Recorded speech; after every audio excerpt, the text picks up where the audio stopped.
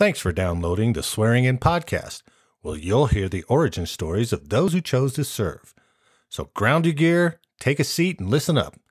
The Swearing In Podcast starts right now.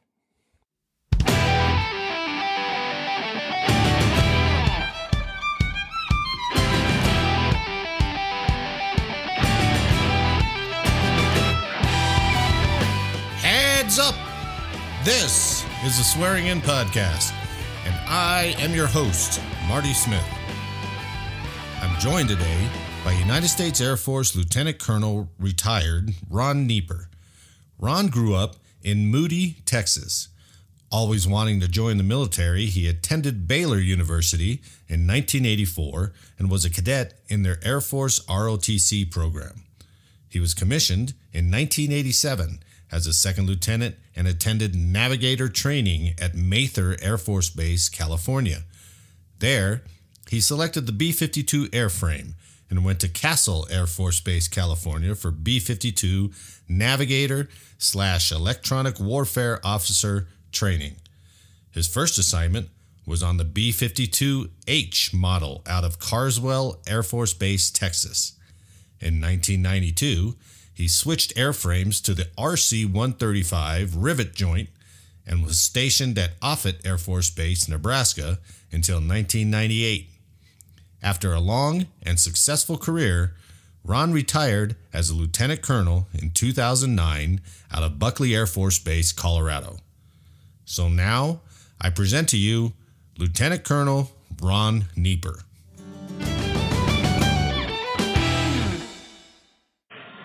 Joining me today is United States Air Force retired Lieutenant Colonel Ron Neeper. Yep. Ron, thanks for joining me today. Yep. Glad to be here. And to give it a little pitch, we're at Cockpit Craft Distillery in Falcon, Colorado. Yep. So there's going to be a lot of background noise. Good place to be. We're going to tell some good stories here. So. You grew up in Moody, Texas. Yep. What were you doing that steered you towards the military? This is going to be, I know you sort of this story, but it's going to be a good one, right? I just always wanted to be an aviator. Did you always want to be in the military, though? I did. Oh, you did? Okay. I did. I wanted to be in the military. I wanted to be a pilot. Did you have a family history of that? My father was in the Navy. Really? Yep. During Vietnam. What did he do? He was an electrician's mate on the Constellation. Oh, geez. Yep. Wow. How long did he stay in? He did not enjoy the military, so he punched out shortly after I was born. I don't know, it's probably 69. He wasn't drafted, was he? No. Okay. I don't think so. Did he give you any advice? Did he steer you at all? Yep. He said, don't go in the military. And I said, well, I'm going to. And he said, all right then, be an officer. Okay. He said, make sure you get your commission. Now and go to the Air Force. Oh, he did? He did. Now, so when you were thinking about this, you were still in high school? I was. Okay. Hell, I knew this from when I was 12 years old, what I wanted to do. Really? Oh, that's awesome. I didn't get to be a pilot. Found out that you can't be a pilot if you wear glasses. Right. So I'm like, okay, well, I still want to be in the military, and I'll figure it out. Okay. So I started working applications to the Air Force Academy. Oh, you did? Okay. My parents were divorced. Yeah. My mom and stepdad were very supportive of me wanting to go to the military. And my dad was also very supportive after his initial advice. Well, but at least you were following being an officer, right? Well, I was trying for the academy, and I got into the process when I was a junior in high school. Okay. And it's a lengthy process, and I'm working that, and my stepmother was an employee at Baylor University in Waco. Oh. So my dad came to me and says, hey, if you can get accepted into Baylor, you can go to school on a full ride because she's an employee. All you got to do is buy books and lab fees. Now, how far is Moody from Waco? About 25 miles. Oh, okay. Ish. Okay. Yeah. So I'm like, well, okay. They have an ROTC program, right? Yeah. Oh, yeah. So I started down that route, and started Baylor and joined the ROTC, and it was great. I mean, I was a poor kid amongst a sea of BMWs. And, really? Oh, yeah. Oh, I had no idea. Oh, yeah. Well, I know Baylor's Christian school. It is. Right? Yep. It's not a private school, is it? It is. It is? Yes. Oh, okay. And it was a great school. Yeah. It was really good. Yeah. I enjoyed it as much as any college student enjoys the actual schoolwork.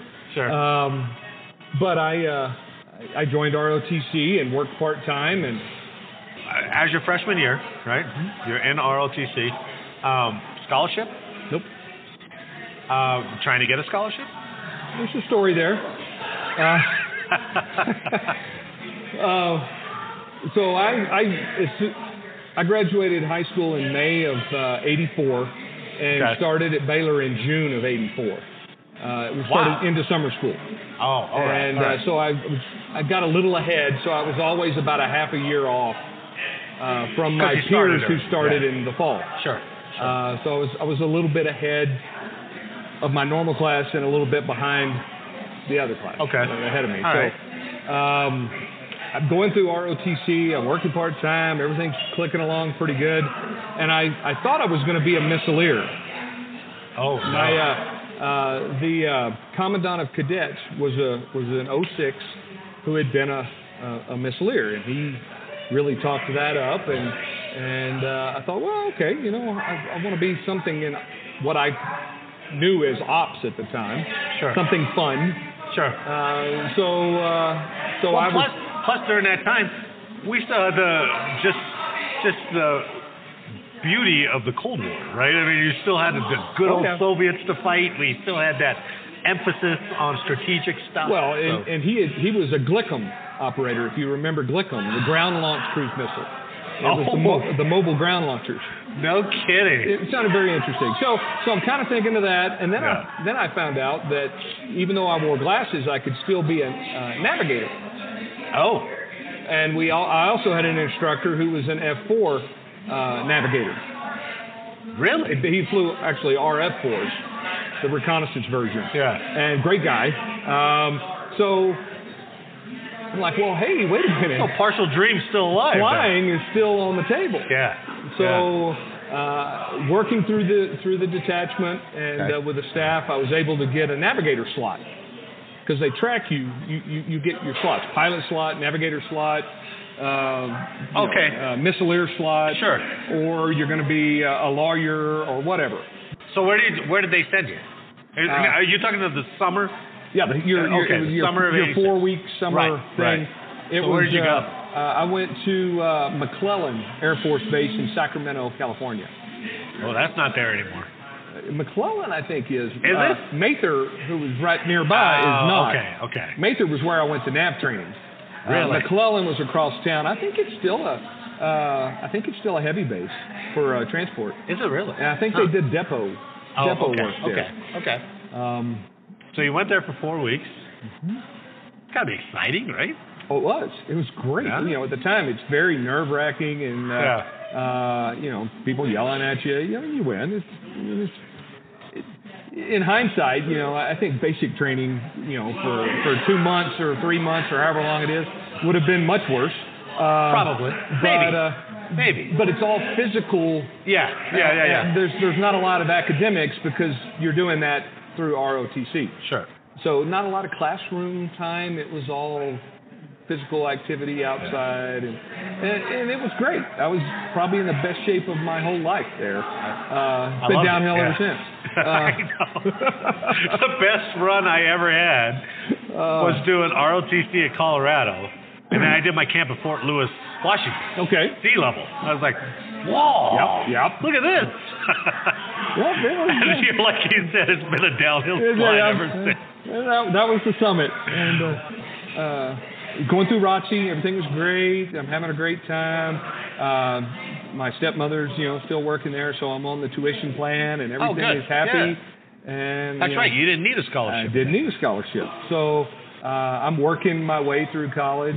Working a part-time job every day, and so I could pay rent and just a poor college student. Yeah. My grandmother lived in Waco. And she's why I'm still alive today, because she would feed me about 2 or 3 times a week. I literally had no money for. Of course, nobody did. My then girlfriend, future wife, and I would go get the dollar hot dogs at 7-Eleven. You met her at Baylor? I met her in high school. Oh my God! Oh, that's right. I think you told me that. And then we got together my freshman year, and she was still in high school.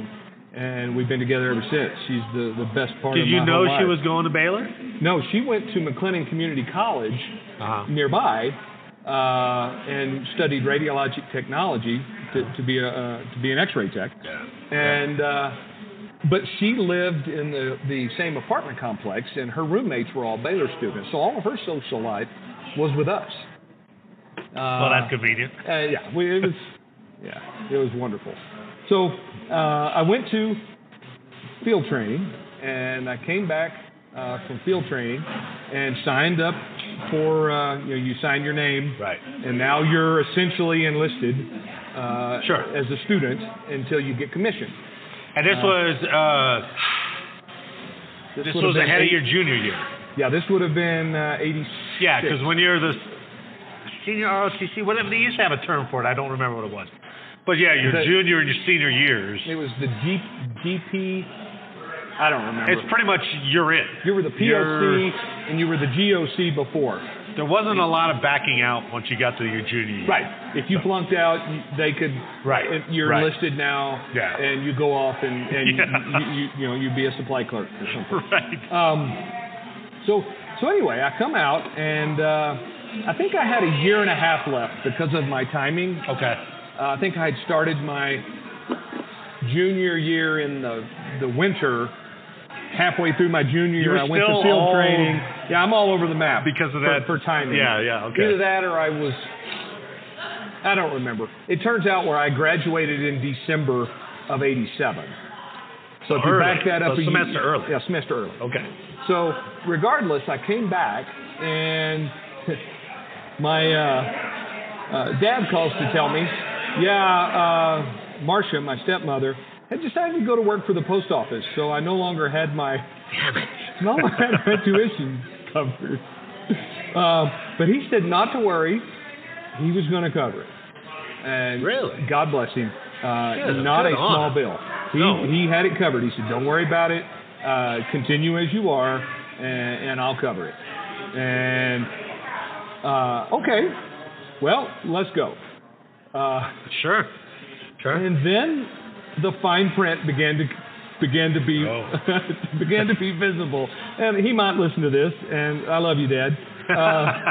But I'm at this point a 19 or 20-year-old college student. Yeah. Who's been a college student since I was 17. Yeah. And he wanted the best for me, and he wanted to make sure that I was doing the best I could. Okay. So he felt it was good to call and check on me that I was studying daily. Hell yeah. He wanted to make sure he's making a good investment. Daily? I don't blame him. It felt like it was daily. It was often enough that it did not sit well with my young and stupid self. Why would it? So right? I don't need this. No. I don't have to do this. So back up a little bit. I tried to get a scholarship. Okay. That was my next question. And you have to get a scholarship before you go on contract. So I had tried to do this the previous semester before I went to field training. Okay. And all right. I found out that yes, I'm everything is great. We love you, Ron. We think you're on a good track. We can get you a scholarship. We need your transcript from your last semester. Okay, no problem. I went and got that. All right. The only D I ever had in college was in the previous semester, and you can't have a D or less in the semester prior. Of course not. To submitting an application for a scholarship. Sure. So it got turned off. Then I went to field training. Then I come back from field training and find out I'm on my own. Son of a biscuit. So then fast forward, Dad and I are a little bit at loggerheads. And to be fair, my dad is great. Yeah. He sometimes comes off as harsh, but it's because he, I think, understands what's coming. Sure. And as all dads know. And he was trying to prepare me. Yeah. And help me be in the best position possible. And I know that now in hindsight, of course, like all kids do. Not back then, though. But not back then. I mean, I was going to college. I was going to graduate. There was no question of that. I was going to get my commission. I was going to be an aviator in the Air Force. I just wasn't going to be bothered daily by someone checking up on my activities. And because I was having a damn good time. Still working part-time. And so I went and pursued student loans for myself and paid them off until the late 90s. Probably 10 years after I graduated. Not good I was for still you. paying student loans. Yeah, good for you. You know, it is what it is. The smart man would have let Dad cover it and just put up with it. The egotistic man. The young cadet who knows everything didn't need that. We all had that point. Yes. I know what you're talking about. Oh, it didn't help that Top Gun came out around the same time. Oh, it sure did, didn't it? Holy shit, I'm going to go be an aviator and fly jets. And, that had to be the biggest charge for somebody who was actually going to fly. I was awesome. Charged up, and I was going to be a field artillerman. Yeah, it was good shit. Iron Eagle didn't put you over the top? No, that was the stupidest damn movie they ever made. 16-year-old kid with a fucking Walkman strap. Yeah, but a Walkman makes you fly faster. Yeah, that was pretty stupid. Yeah, with the worst security at that base ever, right? Didn't do anything for it. Top Gun was fun, though, even if it was about the Navy. My dad loved that part. Fair, but that's right. He loved that part.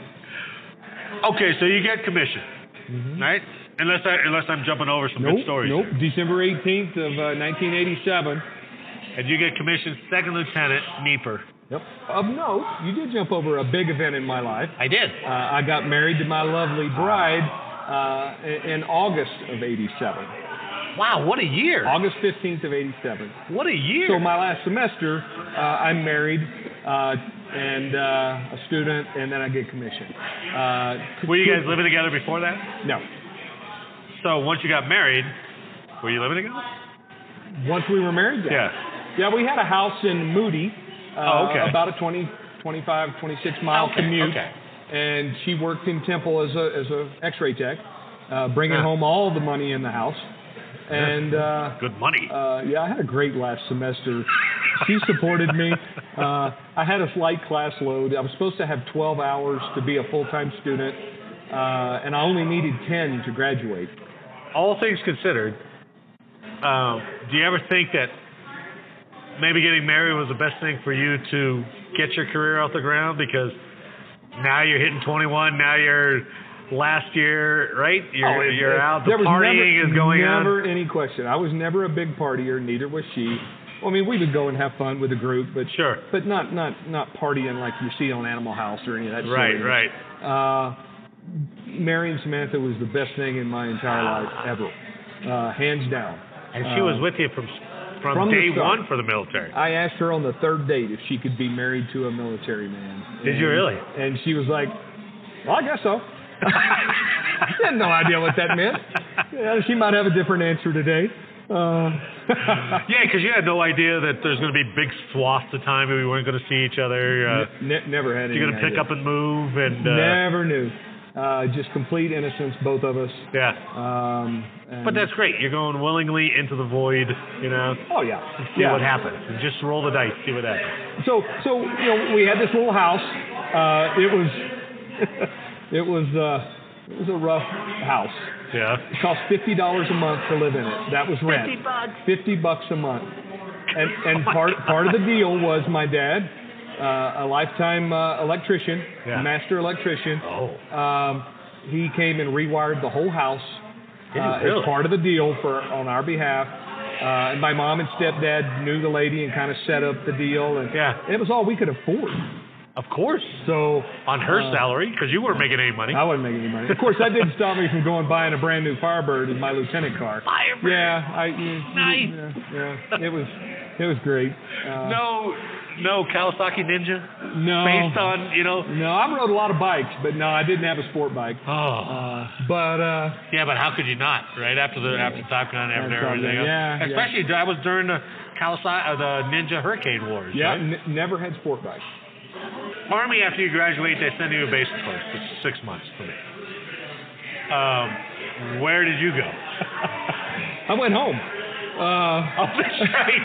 You had 6 months before they were going to send you off anyway. Right. I didn't get to do anything. 6 months plus. Yeah, well, it was July. Oh, okay. I reported for duty on July 2nd. Okay. And everyone was on July 4th holiday. So there was one guy in the orderly room. Yeah. At Mather Air Force Base for navigator training. So you show up, nobody's there. Nobody's there. In fact, the unit on my orders was the 449th Flying Training Squadron. And when I showed up, the guy started laughing and said, yeah, they decommissioned that last week. Here's your new unit patch. Really? So I've got orders for a unit that didn't exist when I got there. So they just changed the designation? Is that all they did? They just moved us to the new unit, and we pressed. I think I was in the 452nd, if I remember right. So Mather, right? Mather Air Force Base? Rancho Cordova, California. How was that word? Also known as Rancho Cambodia. It was not a garden spot. Right near Sacramento, though. Yeah, but Central Coast, all that. Oh. We were, Sacramento's 100 miles away. Yeah, you're not coast. You're up getting into the Sierra Nevadas. Right on the edge. Okay. In the valley. Okay. It was a great base, though. It really was. It really? Mather was a great base. Why so? It was all navigator training, and it had a buff squadron. Where were the pilots? Where do they get trained in? Oh, they're all over the place. There's pilot training bases all over the country. But B-52. Now, wait. Let me back up. I keep getting here, and I keep forgetting.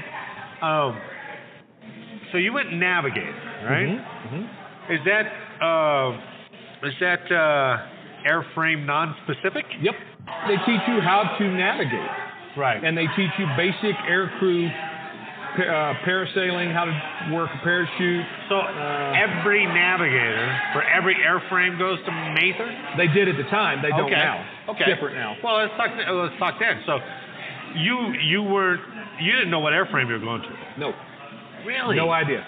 Really? You had some choices. You could go to the fighter track, you would go to tanker, transporter, bomber track, or you'd go to the EW track. Okay, so reaching back to the Top Gun analogy, right, where they got a rear seater, right? He's also known as a navigator, but those guys... A WISO at the time. A WISO. Weapon systems officer. Okay, but they're also navigating. Mm-hmm. They're also doing EWO stuff. They're doing everything, right? It depends on the aircraft, but yes. Or maybe I'm getting ahead of myself. Is navigator separate from EWO? No. At the time... And EWO's electronic warfare officer, yes. Right? At the time, every EWO was a navigator. Okay. But not every navigator was an EWO. Okay, yeah. You start in the nav track. Yeah. And you go through the basic training all the way up through... EWO's an add-on. EWO is like the next level of training. Okay. Just like fighter track is the next level, just like tanker, transport, and bomber. So you all get the basics. So you come through the basics, and at integrated nav, that's where you're using an inertial navigation. There's an airplane that was turning really hard out there.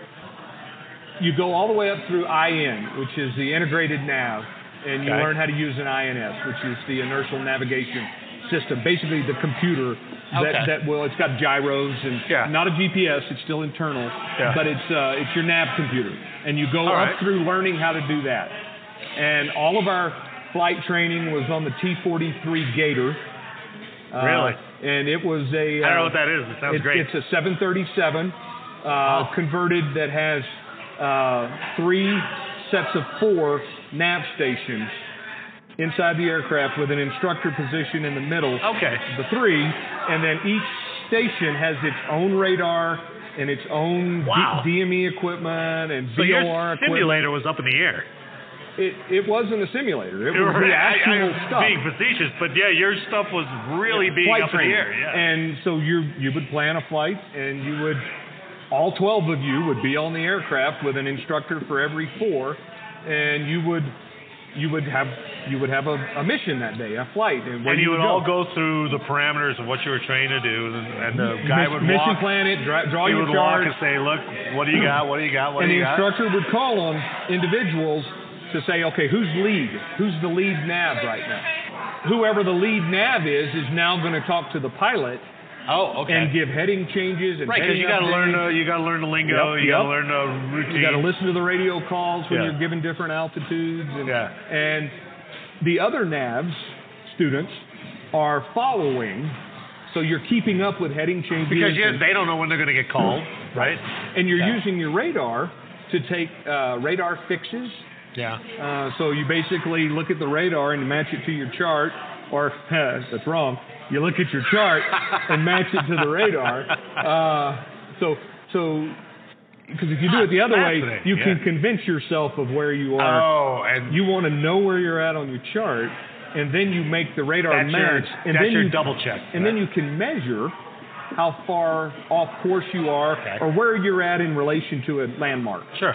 For instance, Point Reyes, north of San Francisco, was a beautiful radar return because it's a point that points out in the ocean. Okay. And you can clearly see it and easily make it out. distinctive when it's pinged. Lakes were always good. Yeah. And you could, from there, you would get a fix and then mark it on your chart and say, okay. At this time, I'm right here going this direction.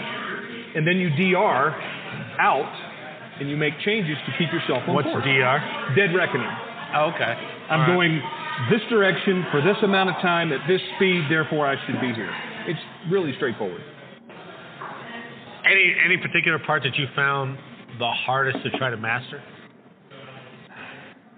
Or what caused you the most trouble? The flights were always stressful because you're being graded. Well, true. You get a grade for your flight, and your grades determine. You put in your choices of which track you want to go to, and how you're graded determines whether your likelihood of getting that. You just come up to the end, and you've had, 10 rides, and 7 were goods and 3 were excellents, and the next guy had 7 excellents and 3 goods. Oh. Well, he's going to get his choice before you do. Oh, okay. So it's an internal competition. You're competing with your classmates for track. Right. Well, I wanted to go to the EW track. Oh, you did? And that was a very desirable track. The most desirable was generally the fighter track. And EW, for those who don't know, is electronic warfare officer. EWO, right? Okay. So the most desirable or most popular was generally the fighter track, but there were very few aircraft that you could fly at the time. The F4 and the RF4 were still around. The F-15E was around. Yeah. But those are the last of the 2-seaters, right? I'm thinking, that was probably F-16, single seat. Single seat? F-18, single seat, but that's Navy. There weren't a lot of seats left. F-111 at the time was a very desirable platform, especially for an EW, could go to that. Right. For the EF-111. Oh, that's true, at that time, right. And EWs could go into the F-4G Wild Weasel mission. But there were very few seats. Okay. Much more opportunity in the EW. Plus, I liked the concept of the electronic warfare. It was interesting to me. Okay. The seats that were available to us were B-52s, B-1s, but not many people got that. It was still a brand new airframe at the time. I suppose at the time, They weren't sending fresh graduates of nav training. So you could go to the MC and EC-130s. Those were available. Yeah. And then you could also go to the AC-130. You could go to the Weasels and the 111s that I mentioned. And that's about it. The Tanker Transport Bomber, or TTB path, there were, you would be what we call the straight nav, which all you did was navigation. But you could go to any of the transport aircraft. Okay. 141, C5. Yeah, because they all need nav, right? Yep. KC-135s, KC-10s. Sure. Slick 130s. When you go to track night, and that's whenever you get your pass. Okay. It was awesome because the instructors from that next level school are there. It was a big drinking thing. And you probably couldn't get away with it now, but it's a great thing at the O Club, and it was a big party. Yeah. And as your class comes up to it, and your name gets called, those instructors, they know they've already picked you. And then they're waiting there with open arms, and you come over, and they slap the new patch on your shoulder and put a new scarf on you for their squadron. Oh, that's very cool. And now you're part of that team. That's pretty cool. Their own instructors, and so everybody was happy. I mean, the TTB guys are like, screw you, EW types, and you're part of the team. And, and you have an identity. You're not in that undergrad group anymore. You're in the graduate courses. Yeah. And it was awesome. It was, and I got to go where I wanted to go. Really? I went to the EW track. Oh, you did? And it was great. Yeah. So now we're all getting clearances. Our classrooms were behind the barbed wire fence. Everything we did was classified. Okay. All of our training was classified. And it was awesome. That's pretty cool. It's very stressful in the undergrad part. Sure. When you got to the graduate, it became really fun. Yeah. Now you're walking a little taller. A little straighter. Yeah. And you go to the BX and you're wearing your scarf, and you're part of the team. EW school, you're learning the phone book. Imagine opening a phone. You remember phone books? Sure. I'm looking at you like I'm trying to go where. How are you going to describe learning the phone? You learn threats and all of their parameters. Oh my God! Pulse frequency, pulse width, pulse repetition interval. I'm really reaching back. Their modulation rate, the modulation sound, and you learn it by the numbers, and then you learn it by hearing it. So you recognize the sound it makes on a receiver, and you have to identify them. And you have to pick out certain PRIs or certain pulse widths or within a frequency range for a type of threat, or early warning radar, or height finding radar, and you got to be proficient at that, because that could mean in a wartime situation, life or death. Well, that's right. For instance, that may be your job on the aircraft, is being able to identify threats and apply the appropriate countermeasures, or understand that threat's limitations as to whether you're going to be inside its threat ring or outside its threat ring. So how do we get to the point where they say you're going to be a B-52 Navigator? Well, you get through all the training, and you have different simulators. Okay. We had a great F-111 simulator. It's just like the seat in the cockpit, all the equipment. And then you had a B-52 simulator, which was the entire electronic warfare suite. And you have an instructor who's running threats, and you've got all and you have to identify. So they have every airframe simulator? Not everyone. Okay. They had the 111 and the B-52. I don't think we had a Weasel simulator. I don't recall. I don't think so. Okay. But you guys cycle through all of them. But you cycle through different levels of training, and then you go to the next one. So you learn all of that, and then as you progress through, you start deciding what airframe you would like. You put down your dream sheet, and then they pick based on availability. What criteria are you using to decide on an airframe? Well, you're learning about the different aircraft and its capabilities and their missions, and I wanted to go to B-52s. Really? I liked the bomber mission. I was always fascinated with World War II bombers, and I was that kid in high school who could pick out all of the different airframes. And did you make the models? Oh yeah. Did you have them hanging from your roof? Yeah, and then blew them up with firecrackers. So I had the B-17 Europe version and the B-17 Pacific version. Yep, and you knew the difference. Right. And, yeah, it was fun. So I wanted to go to Bombers, and I wanted to go to Bombers at Carswell in Fort Worth, Texas, because it was 2 hours from home. Yeah. Okay. And I knew Sam wanted to be closer to her family, and sure. The weather's good. The other bomber bases were Loring, Maine, or Minot, North Dakota. Oh, well, sure. I understand that one. Yeah. Maine? I didn't know. How about Barksdale? Didn't they have Barksdale? But a lot of mosquitoes there. And there were other bases, but Carswell was a slam dunk. Was that your first assignment? And that was my first assignment. I got aircraft and assignment. No kidding. It was great. H models out of Carswell. Before that, I went to B-52 training. That was all done at Castle. In Merced, California. About 4 or 5 hours south of Mather. My job on the B-52 was a defensive systems operator. My job as an EWO was to protect that aircraft. Ah, that's fascinating. Totally to understand the electronic environment around me, what threats were there and where they might be, and if they're looking at me. So when I was going through all my artillery training, we trained against the Soviet doctrine threat. So I imagine... So did we.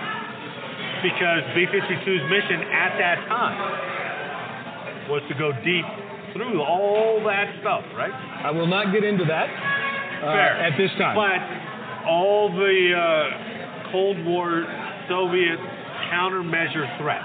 The only country in the world producing threats that we felt we had to counter were Soviet-made. Sure. But the EWO at that time had to go radar, missiles, everything designed to bring you down, right?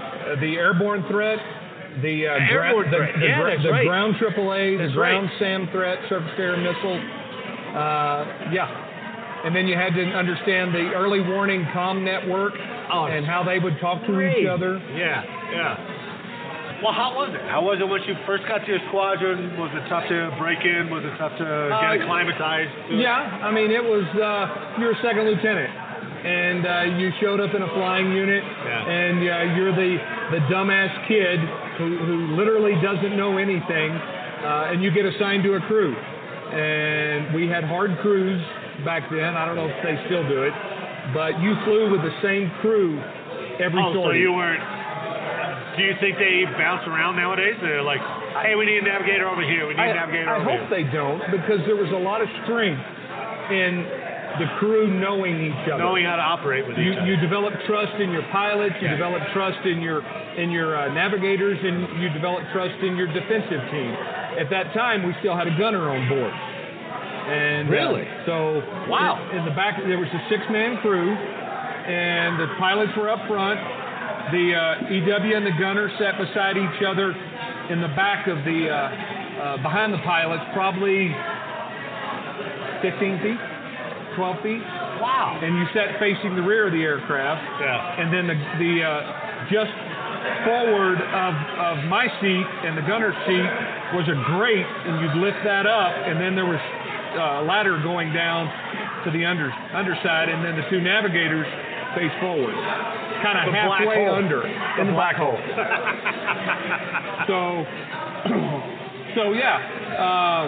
My gunner was a great friend of mine, Larry Wagner, and we flew.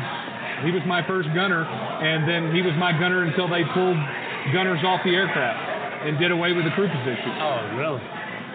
They decided they didn't need the guns anymore, and interesting. They were changing the missions, and so. The Bucks were flying low level at that time. Wow. So our missions were all planned low level. And what's low level? What's considered low level?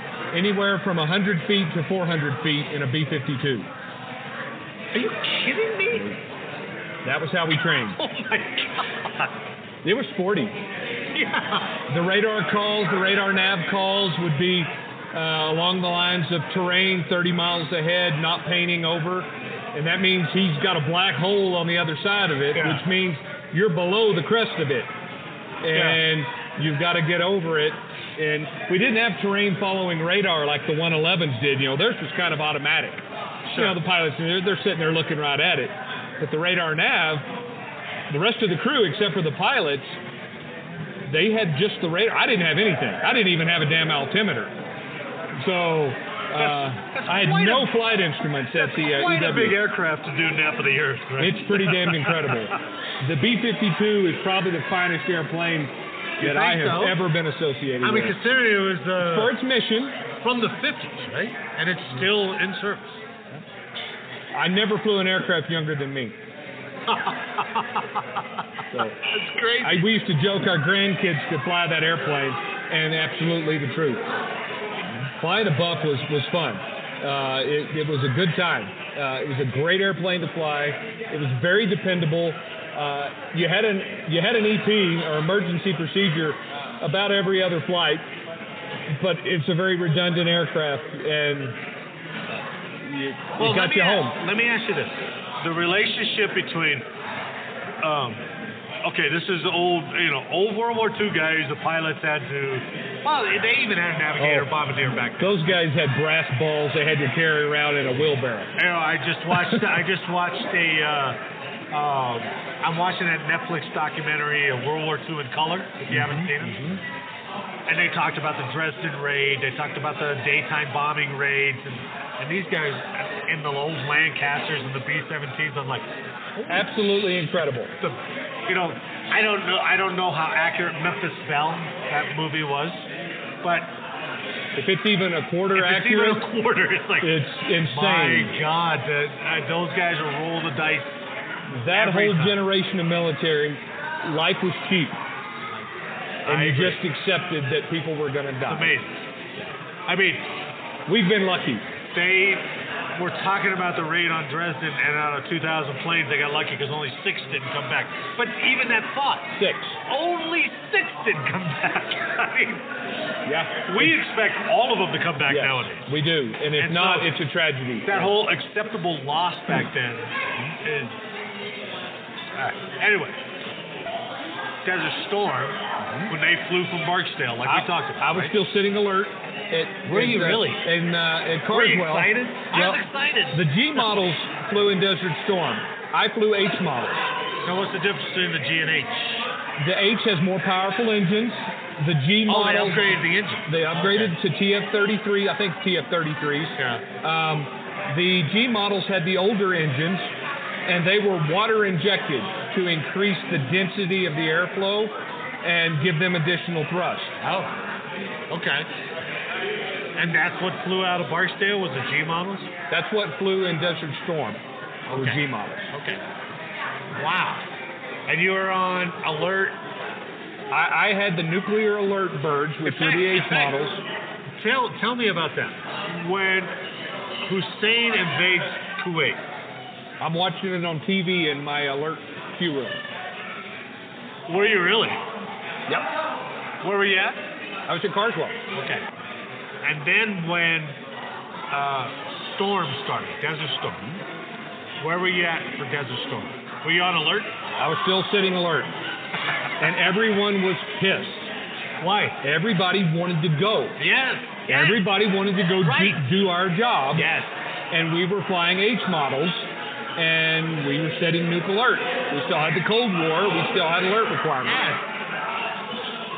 So, it was very frustrating. How long did you stay at, what was it? Carswell. How long did you stay there? I was in Buffs for about 3 years. Yeah. And at that time, you could see the handwriting on the wall. What do you mean? The heroes of the aircraft are always the pilots. It's the Air Force. Pilots have the edge when it comes to a career, promotions, assignments. It's a shame that they do, but they do. But they do. It's just the way it is. And just so you know, the Army, if you're infantry, you have that leg up. Yep. It's that way everywhere. You do. And it's okay. Yeah. But it's okay, but it's frustrating. So in the B-52, the next level down are the radar navigators. They're the next heroes whenever... The bombers? Yeah. The guys who drop the bombs. Yes, when it comes... Because you're not successful if you don't put bombs on target. Doesn't matter how good everything else goes. If you miss, then you're hero to zero. Right. So they were next. Navigators become radar navigators.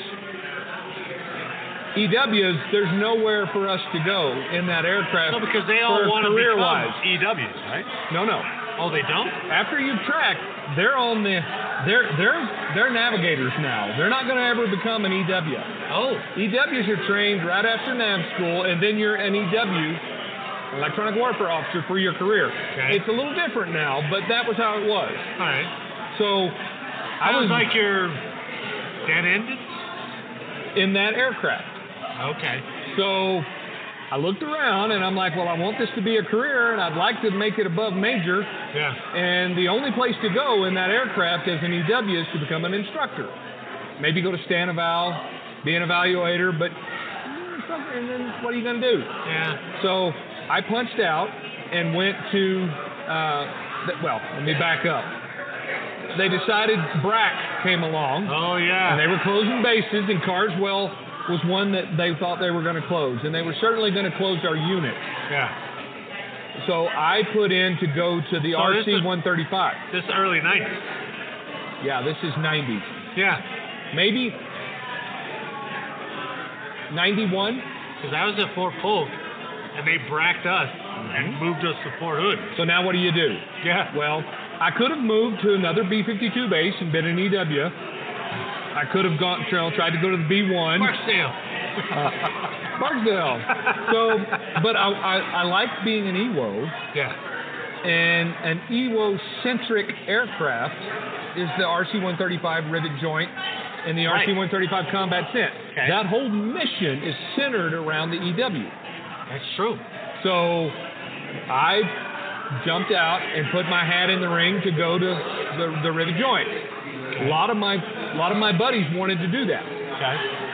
So I put in for it. It was very tough to get that, but it just so happened that I was assisting the ops group commander at the OG level as I don't know if I was a captain yet or still a first lieutenant, but I was working at the OG in my off time, so he knew who I was, and he helped me get an assignment to Omaha to go to Offutt and fly the RC-135. No kidding. And so I went to Omaha, and I got there in 92. Yeah. And then I flew Rivet Joint and Combat Cent. You did? Until I left in November of 98. Where'd you get promoted captain? I think I was promoted captain in B-52s. Yeah. Oh, I know I was. I'm trying to remember. Was Sam there? No. What? Well, what I'm thinking about was when I was promoted to first lieutenant. Okay. I was on alert, and I forgot about it, and I woke up that morning and realized it. So I grabbed. This is 2 years from second lieutenant, right? Yep. So I grabbed my vis-a-vis and colored in my second lieutenant rank, and I got away with it in morning brief. Oh no! And then you have to go out and do pre-flight. And as you're walking out to do pre-flight... No, wait.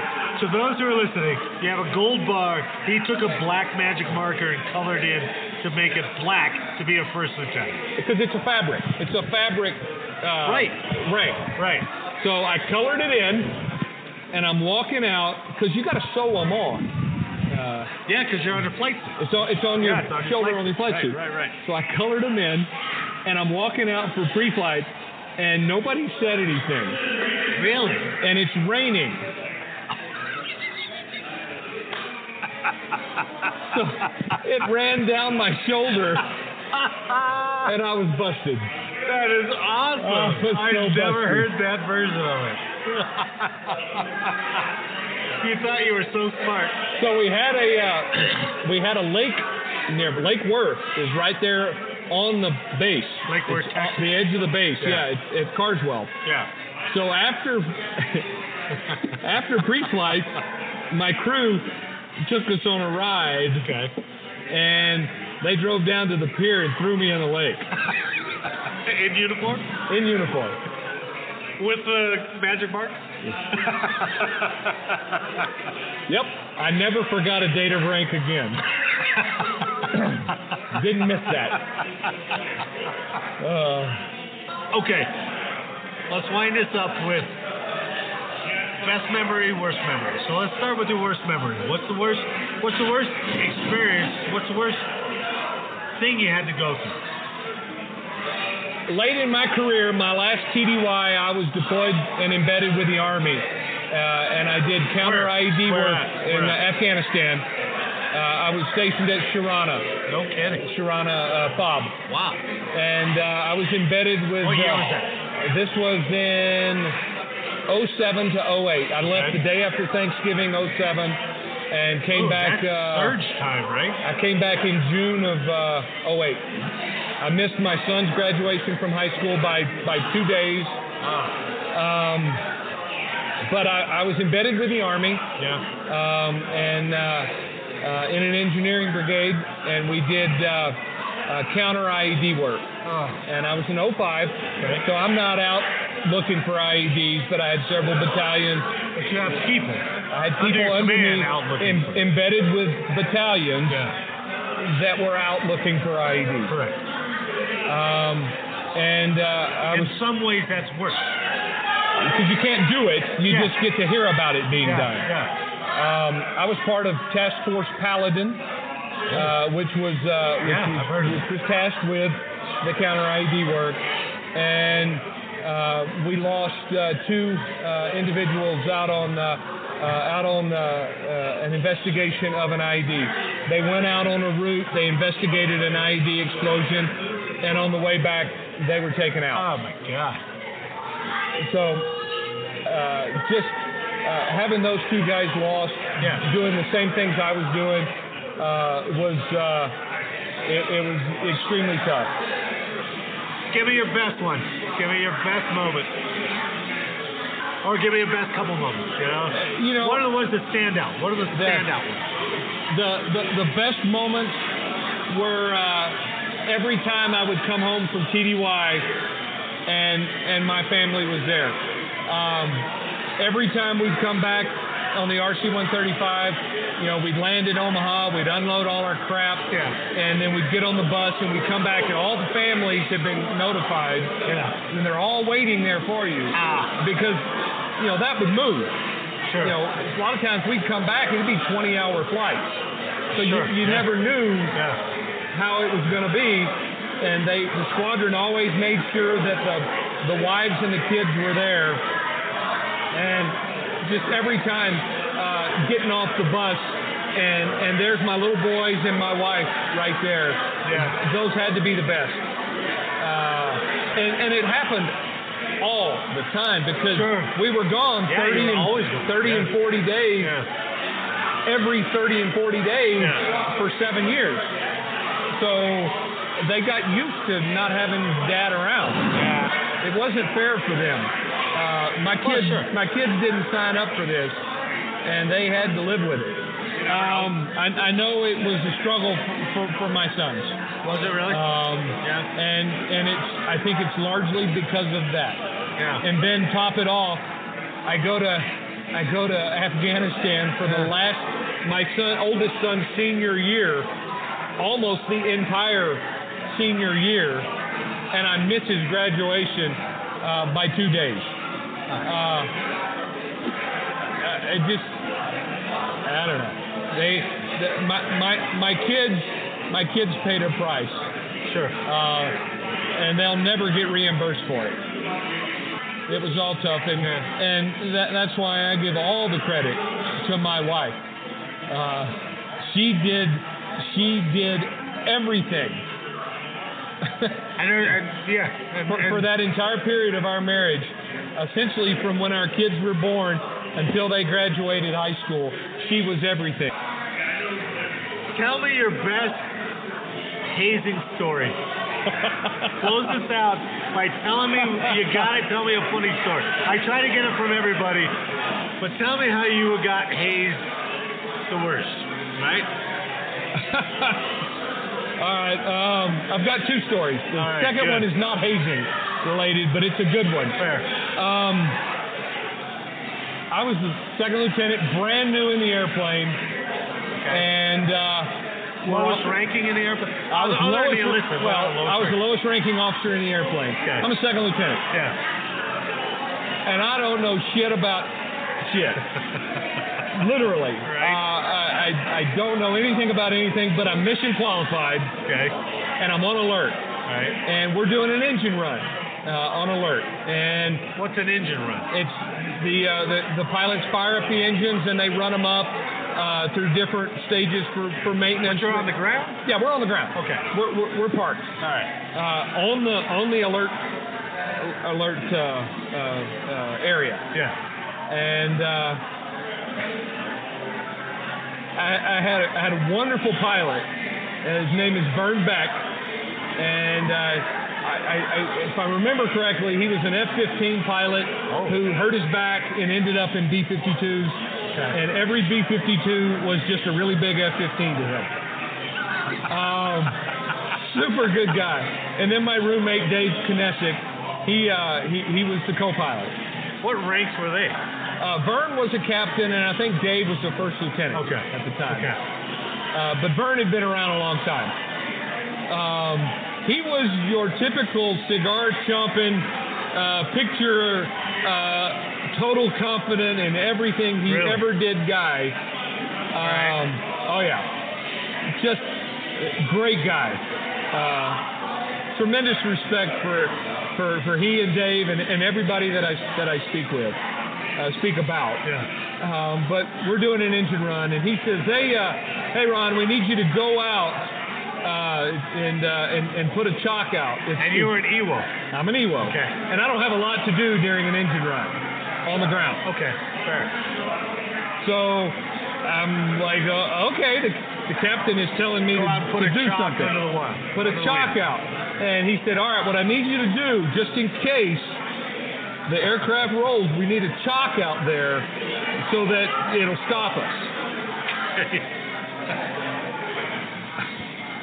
I'm such a dumbass lieutenant. Well, sure. And the captain's telling me to do something, so I go do it.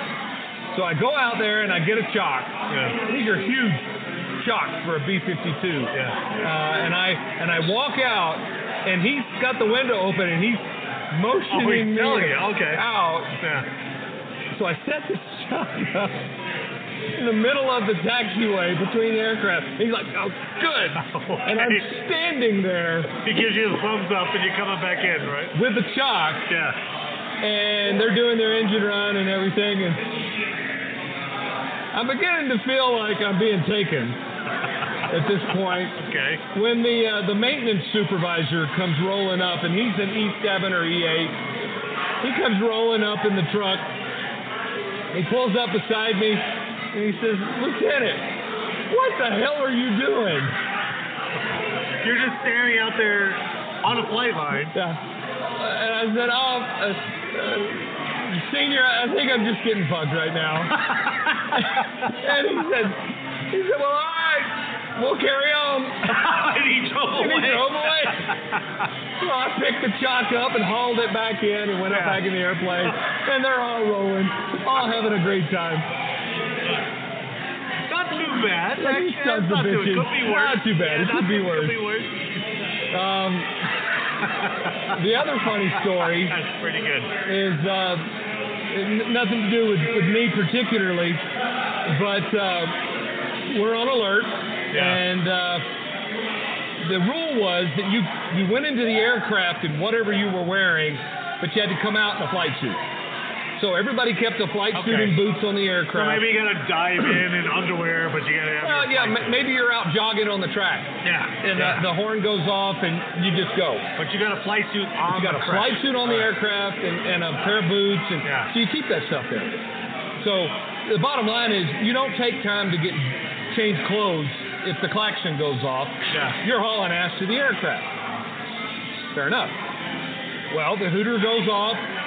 We all run out. We're on the jet, and you all had certain things you were doing during a klaxon. And my co-pilot, Dave Knessick, says, Ron, you got to come up here. You got to see this. I'm like, what, man? I'm busy. He's like, no, you got to come up here and see this. So I drop off a headset and I crawl up to the IP seat and look out the window. And there is a radar navigator from another crew. His name was T-Lar Freeman. Right. T-Lar was his call sign because that looks about right. That was how he did. Looks about right, T-Lar. T-Lar Freeman. And he's running by us across. We've got jets that we're in, and across from us are more jets, and then tankers down on the end. And he's running by. Running. Because you run to your jet. Okay. And he ain't got nothing on but tennis shoes. He's naked. He is buck naked. Running by. At about that time, a tanker crew drives by in their truck, and at that time we could have female tanker crew members. Okay. You didn't have any female bomber crew members. And no, we're good. Tanker crew with female crew members drives by, and they're whistling and catcalling and waving at him. He's just waving back as he's running, he's waving at them. We're dying. And about that time, the white top, which the OG or the wing commander would always observe a hooter. Yeah. And they would be at the exit to our flight line area in their white top car. It was a dark blue car with a white top. And you always knew that was the command staff. Yeah. He breaks out of formation and comes driving down the flight line. Oh, shit. It catches up with T-Lar. T-Lar never breaks stride. As he's running. And the car comes up and slows down beside him. You can tell they're talking. And then the car peels off and goes and gets back in line. And T-Lar goes to his jet, and they finish the engine run, do the whole thing that we do for the Hooters. Well, afterwards, we're all like, what the hell, T-Lar? What did he say? Yeah. Because it was the OG. And he said, he pulled up beside me and he said, T-Lar, what in the hell are you doing?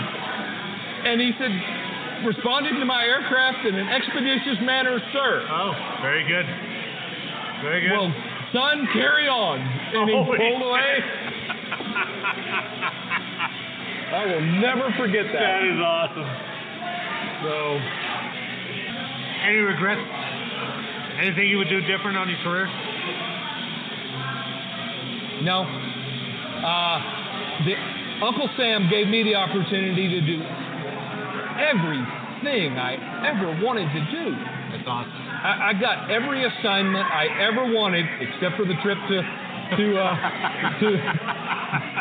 Virginia. Right. But even that was okay. Sure. I didn't want to go to Afghanistan. But you did? Who would want to go to that shithole? Sure.